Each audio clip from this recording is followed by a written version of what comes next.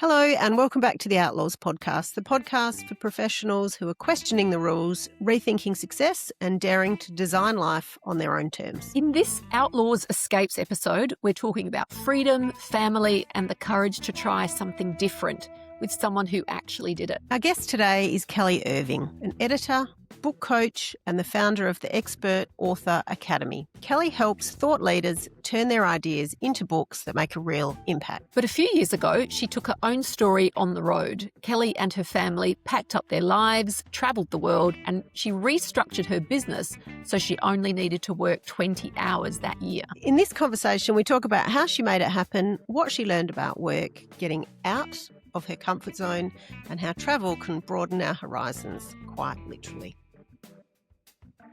Kelly, thanks so much for joining us on the Outlaws podcast today. Thanks for having me, Shayla. Kay, it is a pleasure to be here. I can't wait for this conversation. Excellent, nor can we. So tell us a little bit about you. What is it? We'd love to hear a bit more about your career, how it is that you found yourself in the role that you're in now. It's just so interesting. Yeah, well, I'll probably start with that because most people don't actually really understand what a book coach is. Yeah. And so in a lot of ways, I kind of made it up, in all honesty. So I've been in this industry for, I think this is coming up to my 13th year, but I've been in publishing a lot longer. Back then, a book coach wasn't really something that was kind of in our vocabulary. One day I discovered someone in the US who was calling herself a book coach, and she kind of had a very similar process to kind of like what I was doing. And I sort of stumbled on her. I was like, oh, she calls herself a book coach. Oh, that's what I do. So I'll just call myself a book coach. In a nutshell, it means I help people write books. By training, I'm an editor, which means that I've worked as an editor for many, many years on all sorts of publications, long form, short form, everything in between. And one of the issues for me as an editor is that people think that they need to write and then hire an editor afterwards. So what was happening for me, many, many moons ago was that people were spending like not even months, I'm talking years. People are spending years writing a book, like 70,000 words, 80,000 words, whatever it was. And then they would come to me with a manuscript and they'd say, I'm ready for an editor now. And I'd have a look at the manuscript and I'd be like, oh my God, like we really have to do some fundamental shifts and change, to really make this, like there's an incredible resource here, but we need to do X, Y, and Z in order to make that a reality. And so that kind of prompted a process for me because I kind of realized unless you've undergone some sort of shape form of writing, like learning to write in terms of like courses or, crafts or things like that, then there's a really big knowledge gap. So I kind of developed my own step-by-step curriculum to really help people save time and save heartache and save all this, grief that they'd sort of given up all their weekends or like their kids' sport and stuff to kind of work on this thing. And then they sort of take it to you and they're like, can you tell me if this is any good? Yeah. Right. And it was heartbreaking because, you could take it to an editor and they can kind of just fix up your words and language and get it out there. But, for many of the people I'm working with, they're using their book as a business tool. Right. And it is, their knowledge, their expertise, their years of wisdom in this book. So, of course, you want it to be good. Yeah. Like you want it to fill a purpose in people's life. You want it to fulfill an objective. So in order to do that, you have to shepherd people through, to show them some fundamental steps and change some fundamental things kind of first and foremost. Yeah, right. Yeah. So that's the business that you had. And of course, why we've got you on today is to talk about Outlaw Escapes, which is our segment where we talk to people who've done exciting things to escape from the normal life. And you've got a really great story. But tell us a little bit, I suppose, about what your life was like before you embarked on your escape, what it was like on a day-to-day basis, how busy it was. Yeah, and it's a good segue from like how I work or how I used to work and what predominantly how a book coach or an editor does work. It's really intensive one-on-one work. I built a business, and in actual fact, we were talking before we came on about where I live now.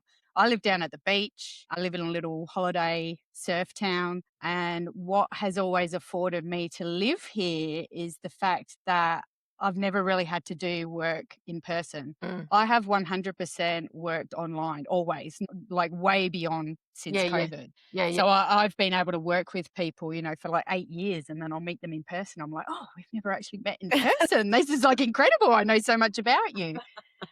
So before though, when we moved down here, a lot of my work, like 100% of my work was one-on-one, whether it's calls, coaching, intensive editing, things like that. That building the curriculum kind of afforded me then to kind of develop into online and running, an online kind of program. And I kind of had your classic sort of course and your Facebook group and things like that. And that never really felt right for me.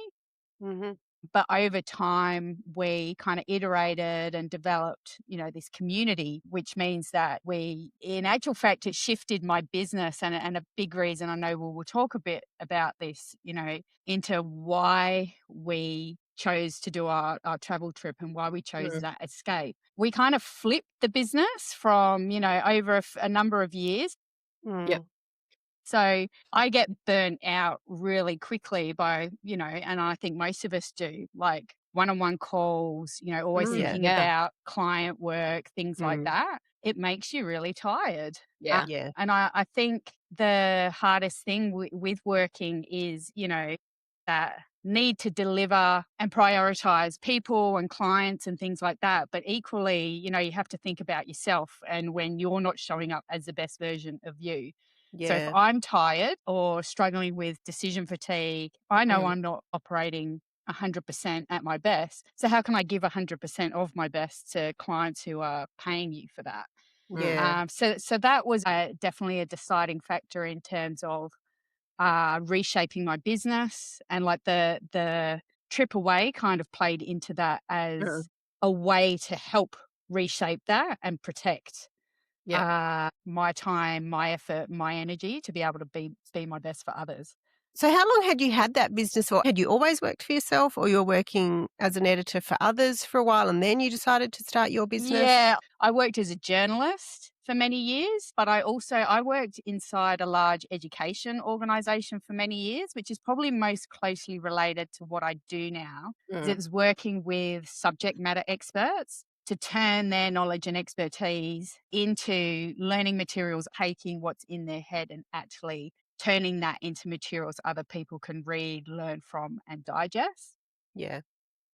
So I've sort of worked across all spectrums, but I have worked for myself for many, many years now.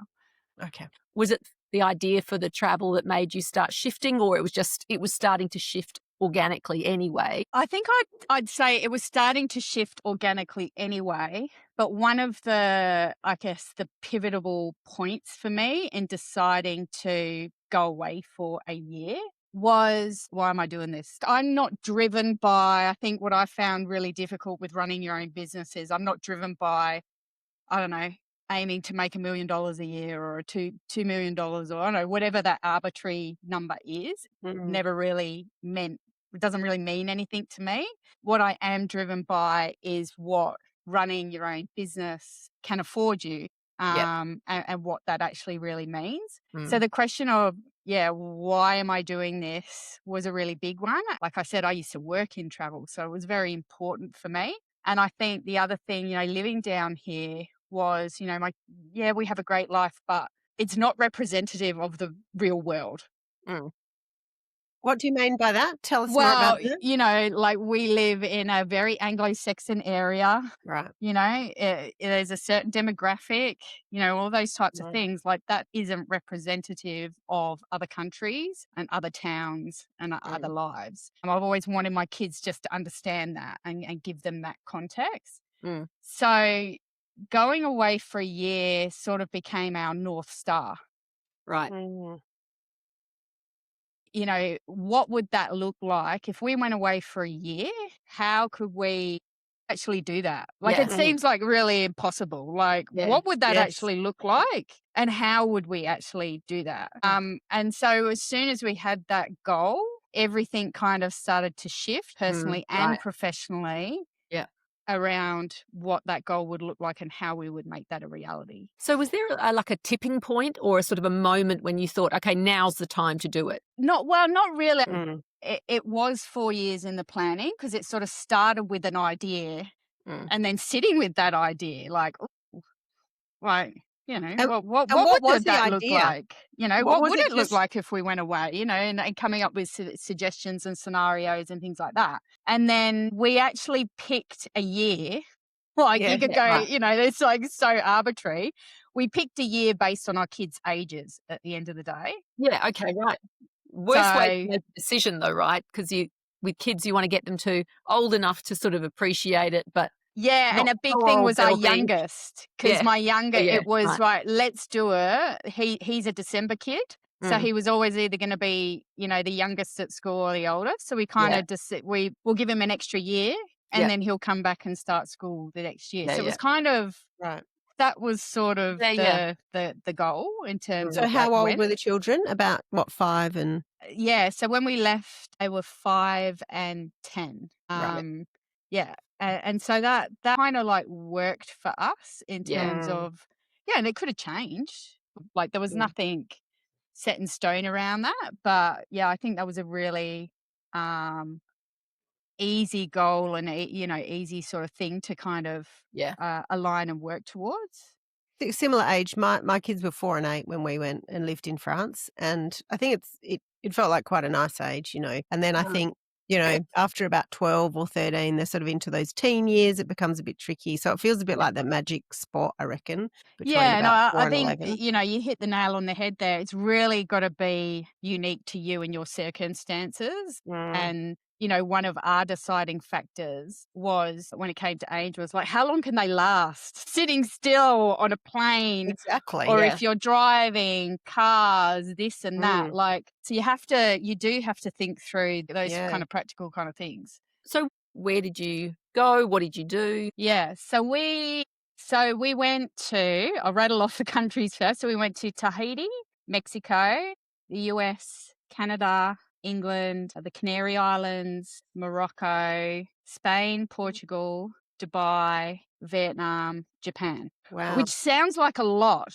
right? If you think about that, it's like 11, I think it's like 11 Yeah. countries. It actually wasn't because the way that we designed it was travel, have a base for 2 months. Nice, Travel, right. Yeah, have a base for 2 months. Travel, have a base for 2 months. Travel, have a base. And that really worked really well for us because we didn't get tired of living out of the backpack yeah, Mm, because you could settle, but you also had things to look forward to, you know, in terms of those. It's kind of like sprinting in a way. Like you kind of had yeah, a long space of time in one place to kind of get to know it and stuff, and then you had a yeah. little sprint of little fun kind of travel exercises in between. nice. Mm, So that was the perfect scenario for us at that current time, and that was a big thing though, because my husband probably would be someone who'd like just pick a random place and just like live there. So there was a big discussion around, you know, what we wanted to get out of it and why we were doing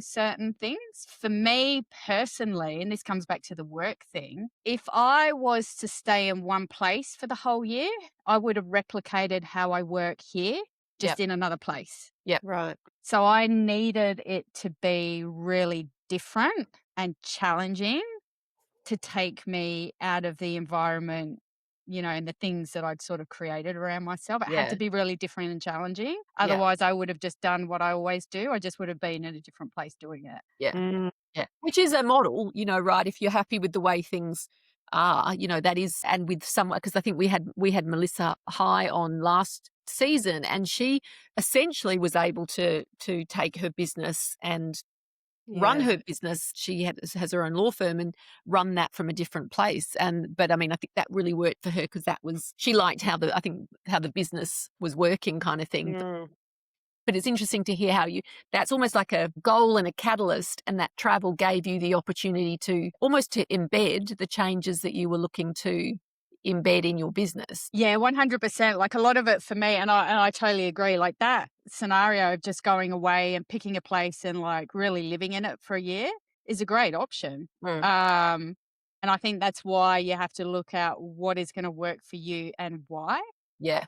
Yeah. Well, it's about why you're doing it, isn't it? Like what your goals are. I mean, I think for Melissa and for me as well, Mm. really one of my strongest drivers was I wanted the kids to learn a language in the place where they Yep. spoke the language. One- And so it comes down to what is it that you're hoping to achieve with this escape? Yeah. And Yeah. so I'd love to hear, I mean, certainly you've mentioned about your business, but from a personal perspective, and for your children and for your relationship, were there other things that were really driving some of that for you as well? Yeah, I think in terms of like the professional side of things, it was, I wanted to work in a different way. I've Mm, worked in the same way for so many years and it's been really successful, but I was getting to that point of burnout. So I wanted to change and challenge how I could actually Yeah. physically work. mm, In terms of the personal, a little bit like what I touched on before, I wanted my kids to actually experience the world in lots of mm. different contexts so that they Yeah. just understand that our current way of working and where we live is not the way everybody Yeah. else in the world works and Yeah. lives. I just wanted them to have just a little bit more perspective. That's So right. it was about them understanding, having that context. And then, Mm. Personally for me and my husband and also family, like just increasing fun experiences. Mm, And I think there's a big thing at the moment. A lot of people, think about these trips and experiences because of connection. And you'll hear, a lot of people feel lost or they've gone, they're devoid of that connection. I don't think that we necessarily had that as an issue because probably one of the reasons is because I'm at home a lot and my husband works on the business as well. But it was about fun, different experiences together. yeah. Mm, That was, definitely something that was really important to us. yeah. I know we're sort of thinking about the practicalities of working while you're traveling, but I'm curious to know, what was your favorite experience? You saw so many different places, but was there a favorite for you, or is that Yeah. like asking to choose a favorite child? Yeah, it's such a hard question. And actually, it's really interesting because my son, my 11-year-old, really struggled with this question when we got home. Yeah, it's the first question people ask Yeah, you when they see right. you. I haven't seen you for a year. So you Mm. bump into friends and they'd be like, "What's your favorite place?" And he came home one day and he was like really stressed about it. He was like, "I don't know how to answer that question." And I'm like, "Well, what's the last place you can remember?" And he's like, "Well, Mm. Japan, because we were like skiing and, this Yeah. and that and blah, blah, blah." And I was like, "Well, there's your answer." But it's also, I was trying to explain to him, it's not about you. It's about the other people and it's an Mm. opportunity. They're looking for a way to connect with you. You've Yeah. done this amazing experience. It's Mm, just an in and an opportunity. Like, Yeah. don't worry so much about the answer Yeah. per Yeah. se or getting the answer right. But so my way of answering it, I think I answer it in different ways because I think every place has a pro and every place has a con. Like Right. there's no such thing as a perfect mm, place. Right. mm, There's always something really great about somewhere and there's equally something really that like challenges you or you find really frustrating. And I mm. think that's the great thing about experiencing Yeah. multiple places. Yeah.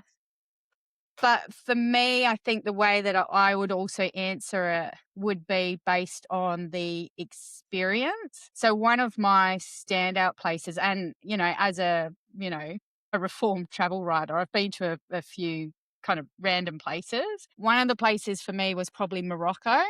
Because when I think about the experiences that we had and the things that you do, in your lifetime or with your kids, I'm like, how many times will I actually go to the Sahara? Maybe my kids might go back there, who knows where they're going to Mm, go. But like as a family, how many times in our lifetime will we actually do a desert experience in the Mm. Sahara? right. Yeah. Yeah.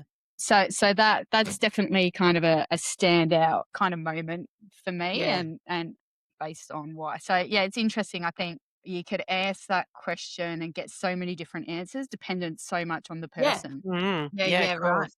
Absolutely. And so, but so it's back to sort of thinking about work. So you'd really started this process of redesigning how your business was going to operate, and then but you structured it so it didn't need as much of your personal input or that so much of that one-on-one. So how did you do that? Yeah, so I kind of took it a step further because you can set a goal and it's like, go away for a year and then I sort of kept challenging to make it, more specific and kind of attainable. So I came up with something really dramatic, which was I only want to work 20 hours out of the whole year. And like It's when I very told, dramatic. it is very dramatic. When I tell that, people would always be like, they'd catch me and they go, a week. And I was like, no, a year. And they're like, well, that's just ridiculous. Like, Yeah, how would you do that? And so that actually kind of affirmed why I was on the right track in a lot right. of ways. I needed something. I felt like sometimes I feel like to make change, it needs to be dramatic. And I Yeah. think, I see this a lot with our authors and why people write books. It is a bucket list item. Like people, Mm, like it's really hard to write a good book mm, to mm. write. And so, that's the reason why not everybody is doing it or people talk about it, but they never actually, finish it. And I think sometimes, I think you need a big, audacious goal. And I think what I see all the time is we focus a lot at the moment on the outcome, but it's actually the process that's Mm, where all the value is. So, mm. regardless, for me, it was like if I worked 20 hours or not was actually irrelevant, but it Right. was by Yeah. thinking about only working 20 hours and what that would look like, what that would mean, getting to that point and doing all the things that might look like changed everything for me. And so, even when I do the maths now, like, did I actually work 20 hours? Well, yes and no. Like, if the way that I'd done it and kind of structured it and gone, what are my 20 hours? Like, where do I spend my hours? And what does that look like in, like, 3 or 4 buckets? What I would ordinarily call my real work was 20 hours. It was exactly Yeah. how I'd kind of imagined it and structured. Essentially, it's like coaching and editing. It was 20 hours. But what I didn't take into account or kind of, factor in was because I'd reduced those hours in, what I would call my real work, it then allowed me all this time to work on my business instead of in Yeah. it.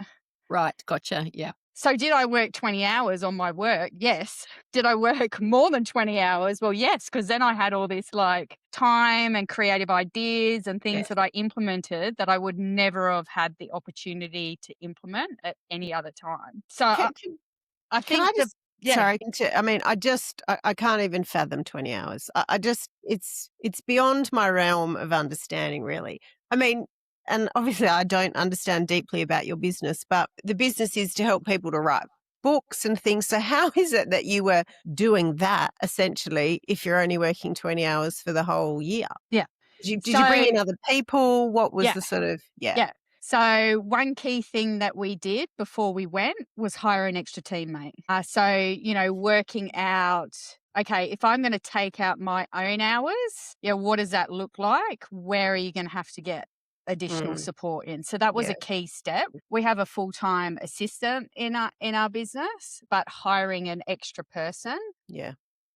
who's not full time, but she took on a lot of work and like had dedicated tasks and things was Mm, one key thing yeah. to reduce my hours. In terms of the structure of the program that I run, that was also the key to working out, well, if I only did this, how are we going to run this or that? Or does that need to change? So Mm, again, I brought in, so one of the really great things in our community is it's coaching with me and you're working through a curriculum step by step. But we also have community roles. So people within our community apply for a role each intake and they are either hosting sessions, like co-writing sessions where people are right. jumping on and writing together, or they're facilitating like small accountability groups where people are working together. So Okay. we've got that access because we've got those community roles within the community. And then the other key thing is that we bring in industry experts. So people from my network, publishers, marketers, any kind of person that you might need to know and understand when it comes to a book writing, the publishing process. We bring in those experts and run like guest sessions on those. So we tasked and enabled our guests to run those sessions as opposed to me running the session Right. and Yeah. interviewing people. So I think it was a really good opportunity to think about how to enable other people to step up Mm. instead of it all falling back on you. Well, a masterclass in delegation, right? which I think as professionals, we're particularly bad at. And And so, and delegation, I'm not very good at delegating at all. mm, So this was, a really great learning opportunity for me. yeah, Yeah, and I think, equally it's an opportunity for other people to see where they want to step up, where they have skills that they might want to use. And I think that's key, You got to have the good stuff into place in able to then enable the next level yeah. up and the next step up. But I think that, people often don't do sort of big, brave, crazy things like taking a year out of their life because they do feel a bit like they're indispensable or there's no one else to do the work. And I think what you're saying is that, there was a process where you actually had to go, well, if I'm going to do this, I've got to put a whole heap of things into place. And what I really like about that, and what I also think is just, well, certainly for me was a really great learning, is that the world doesn't fall apart when you're not there. Like other people do step in and do the things. And so there's so many important lessons then that and benefits that you then bring with you into your post kind of escape life, that then really allows you to think a little bit differently. Do you feel like there's been benefits in that space for you? Yeah, I think on that, Shayla, that the biggest thing is no one's going to do it like you do. Exactly.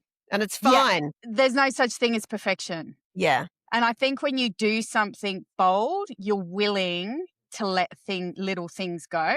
Mhm. I like that, because there's two things in what you just said. I'm actually very much a how person. I'm not very much a why. I wouldn't actually say I'm naturally a big vision, come up with a big goal and do Mm, this because I'm so detail orientated. I'm yeah. always focused on, but how could we actually do that? So that's what in this process was such a good learning opportunity for me to let a bit of that how go and actually go, all right, well, that is the thing, like, and work towards it, and that the process of that was a really, valuable learning opportunity for me. And so, yeah, I think no one's going to do it like you.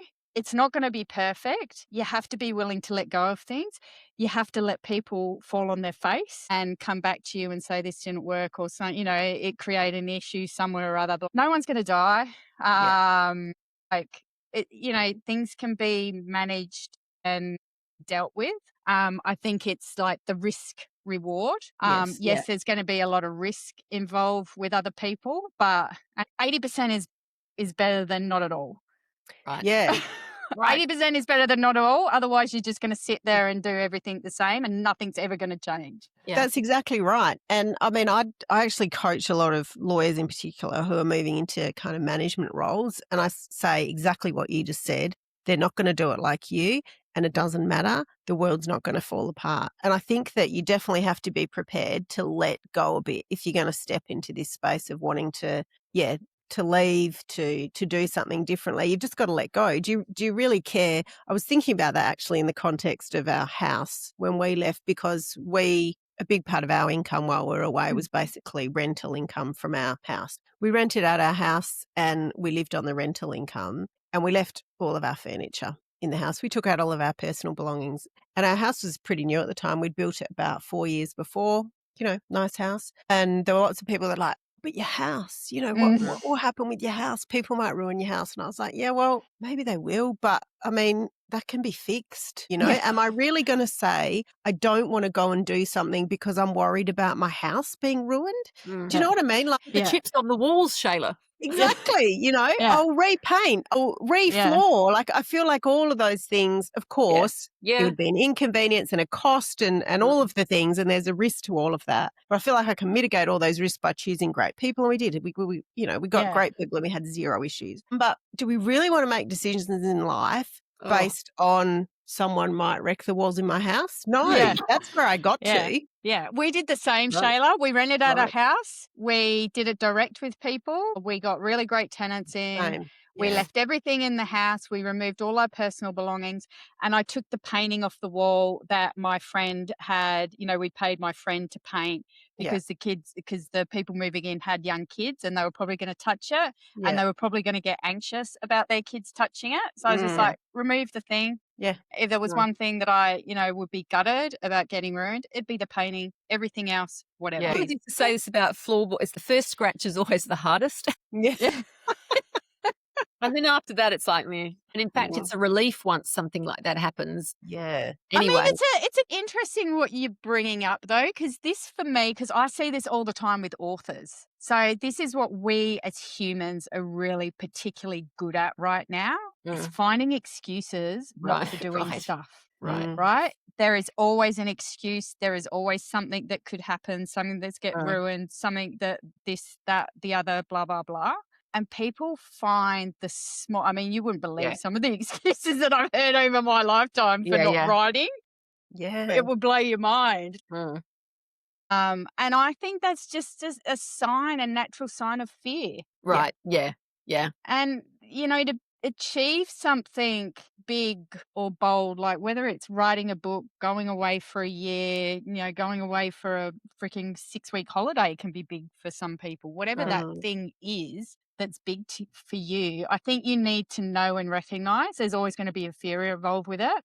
Yeah. There's always going to be an uncertainty. Yeah, you don't know, like it's always going to be a risk reward payoff. But I think it's a damn shame if you don't at least try or do something to change your reality. Like you're only it's a disservice to yourself than anything else. I remember having an ex-boyfriend from 35 years ago having this discussion about this theory, and he was like, no, that's negative thinking. And I was like, no, sometimes you map through the worst case scenario and then you go, well, if the worst case scenario happens, well, that I can fix that. I can minimize the risk of that, by doing this, this, and this. So if you map through some of the worst case scenarios, I mean, you can go too far, I agree.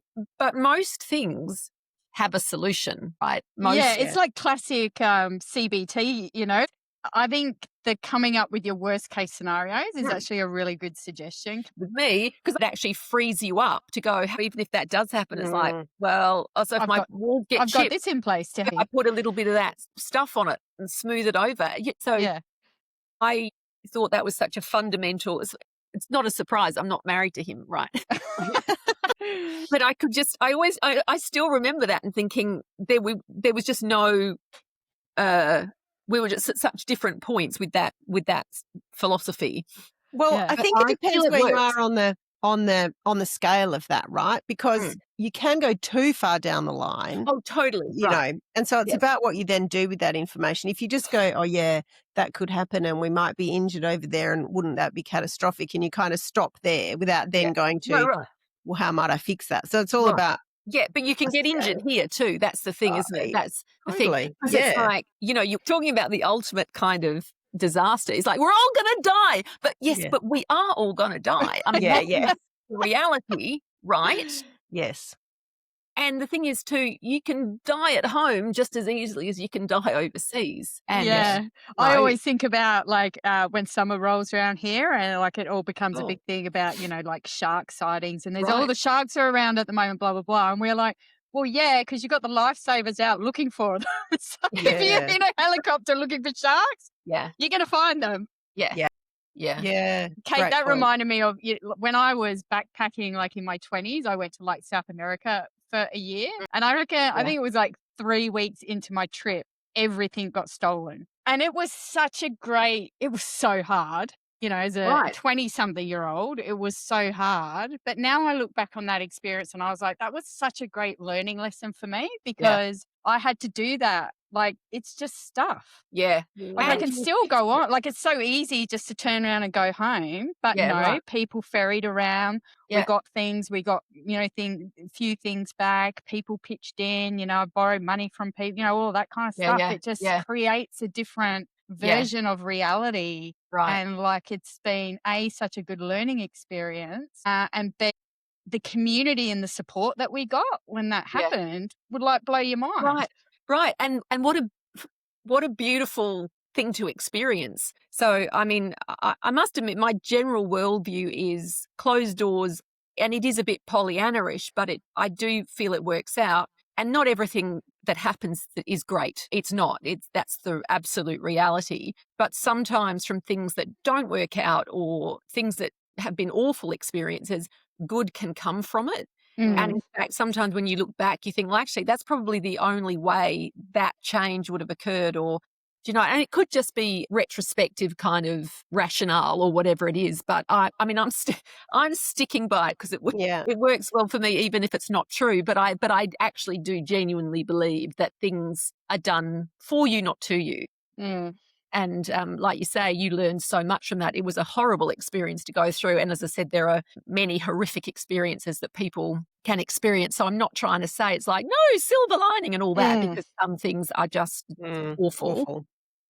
But sometimes things can happen from those that you wouldn't have experienced otherwise. So you had that opportunity to experience the very best of a community and humanity and all that kind of stuff. Actually, it's funny thinking about South America. My husband's brothers, his wife, they live here now, but she's from Brazil originally, and we went there for the wedding. And I had a lot of that when we took our 3 kids there for the wedding. And my youngest was only 2 at the time, and my oldest was 9. And people were saying, you're taking your kids to South America. It's like, what are you doing? It's like and it was the best trip we ever had. And what I noticed too was how wonderful it was to travel in South America. I mean, we were mainly really in Brazil, but how wonderful it was to travel with children in a South American country, because everyone was so family first and would treat you so wonderfully because you were there with kids. But I also remember we flew into Sao Paulo, and I remember flying into Sao Paulo and saying to my then 9-year-old, now listen, just, you know, I'm just letting you know, South America is a pretty dangerous place, and Sao Paulo's a pretty dangerous city. And my son, all of 9, quite innocently was like, oh, but if it's so busy, if it's so dangerous, why do 20 million people live there? And I was like, oh, that is a brilliant point. Unintentionally at 9, coming up with this absolute wisdom. It's like, yeah, I mean, places are dangerous, but actually there's 20 million people who live here, and it's not all the time as people are living their lives. So it did for me kind of.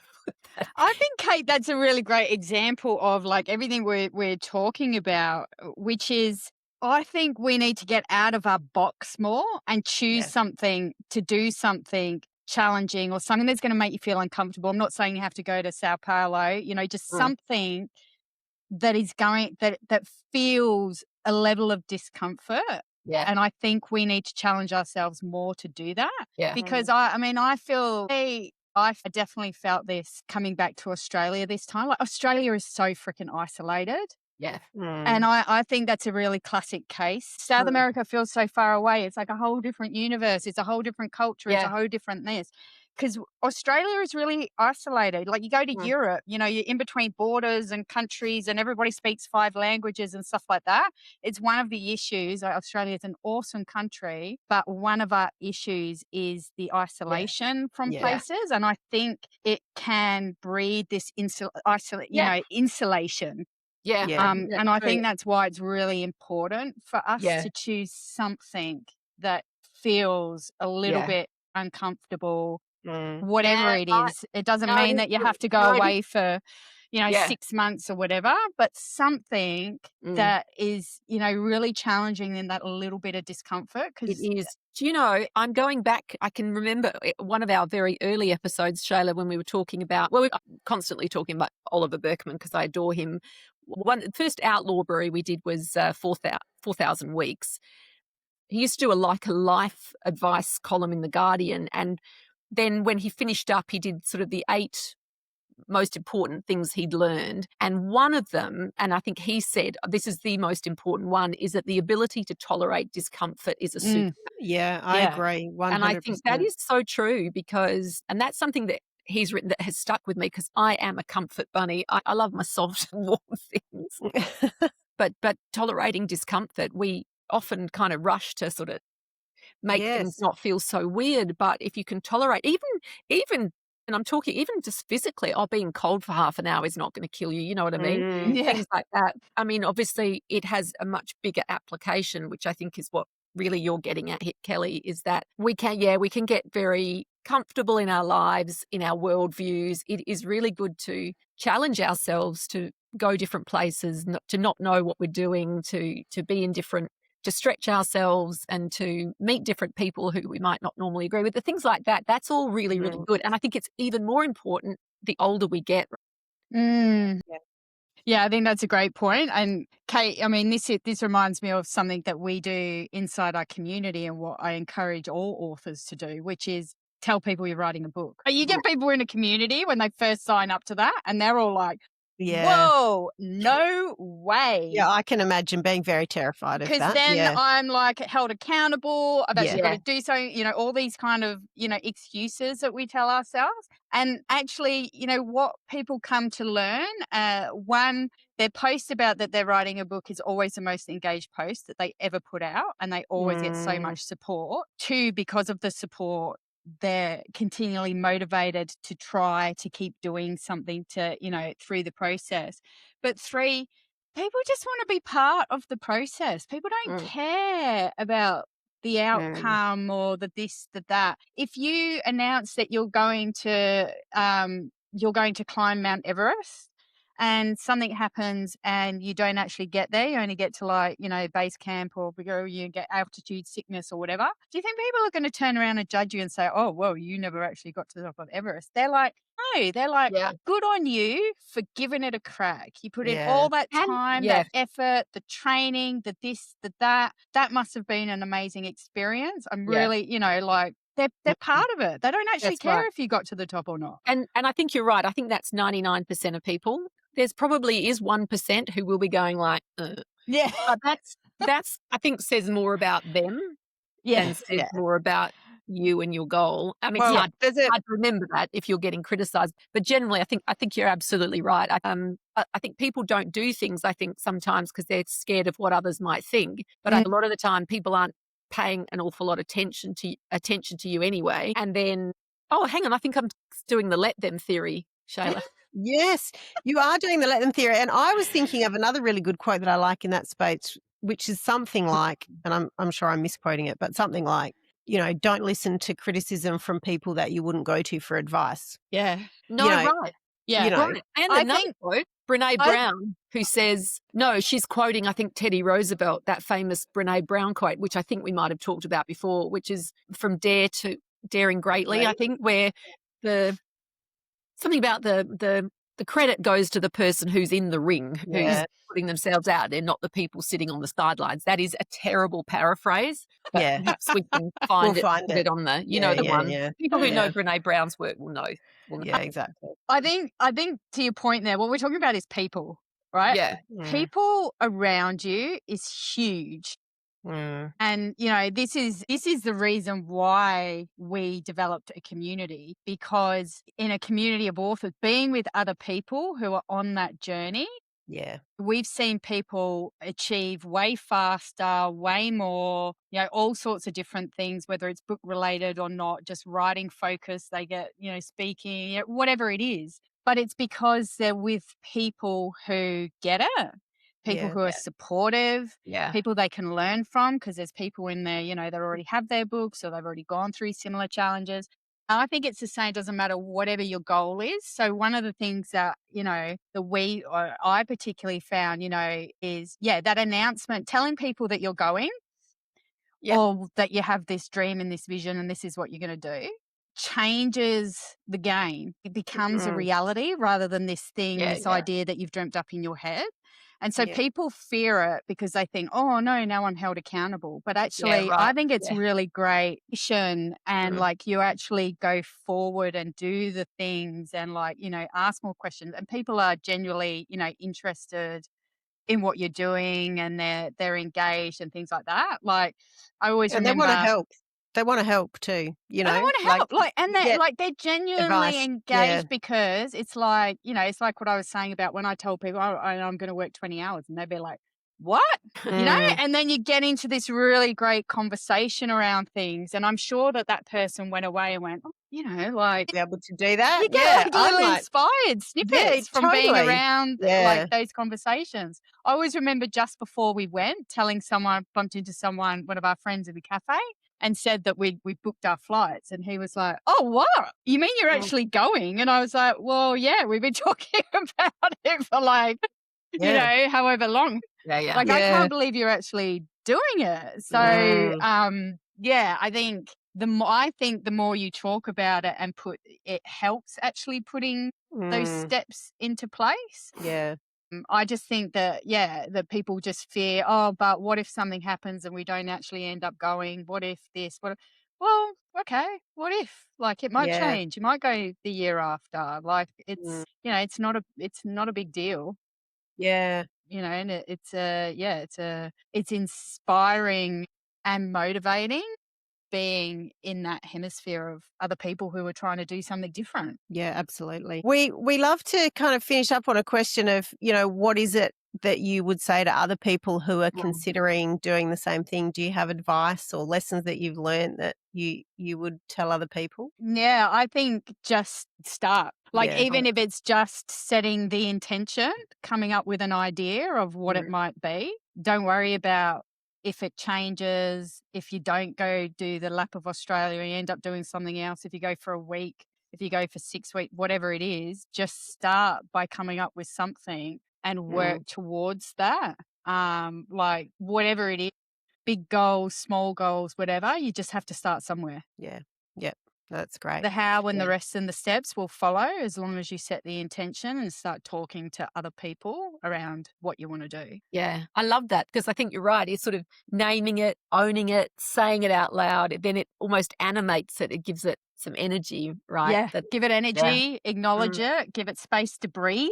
I yeah, think, I think Mm. we yeah, hold on to it being this perfect idea or this perfect thing. I think setting something and giving the idea life and that yeah, space to breathe, like Mm. you'll never regret that. No. Thank you so much yeah, for chatting with us today. That's been great Thanks, fun. Shayla. Thanks, Kate. So interesting. I love yeah. Outlaws Escapes. I have to say they're one of my favourite segments, I think. Yeah, absolutely. Because what I love about it is, I mean, everyone's story is different. What we learned from Melissa in season 1 and also what Kelly was talking about there too, and again, same with Kate Cranny, is that it's going to look different for every person, but it starts with actually just setting the intention and setting the framework for the goal and then working towards it and working out how it's going to work for your particular circumstances or however it is that you're going to make it work. So One of yours and my favourite sayings is, discomfort is uncomfortable. And she sort of talked about uncertainty as well in that space. can't believe it.